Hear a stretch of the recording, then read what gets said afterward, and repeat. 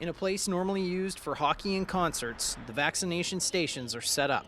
Tables and chairs, wipes and hand sanitizer, all ready for the first group of Hamiltonians. This is very impressive. I think it's fantastic. It's the city's newest large-scale COVID-19 vaccination site and the first fixed site to be operated by public health.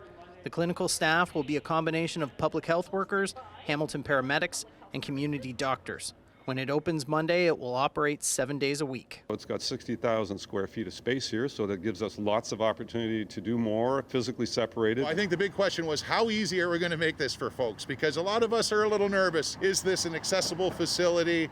Is safely going to be moving people around? All those questions were answered. City Councillor Jason Farr took a tour today, and Mayor Fred Eisenberger was back for a second look after joining the Premier here yesterday. Hamilton's COVID-19 case numbers have been on the rise in recent weeks, but with First Ontario, the city's capacity to vaccinate is also rising. I mean, I'd like to say normal is just around the corner. I don't think that's realistic. What we need to do is vaccinate as many people as we can, as quickly as we can. Arriving for your shot, you come in off Bay Street, where you're going to be greeted by one of 8 screeners who are going to be looking for symptoms of COVID-19. The city's website says people aged 80 and over, as well as some healthcare workers, essential caregivers, and Indigenous adults are eligible. However, the province announced today that starting Monday, people aged 75 and older can book a shot. Next step is to fill out your consent paperwork here. You bring it over to these registration desks.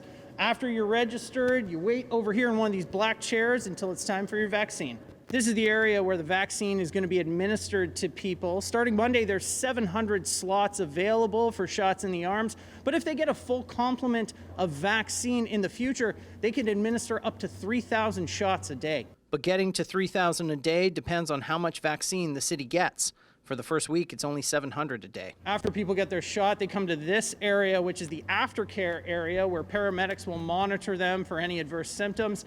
They got to stay here for about 15 minutes. Free parking is being offered at the York Boulevard Parkade, and Councillor Farr says people can do pickups and drop-offs along Bay and York without fear of getting a ticket. I don't want anybody to feel that they're going to get any tickets along Bay, out front FOC, or even along York, where we're going to be bagging some meters.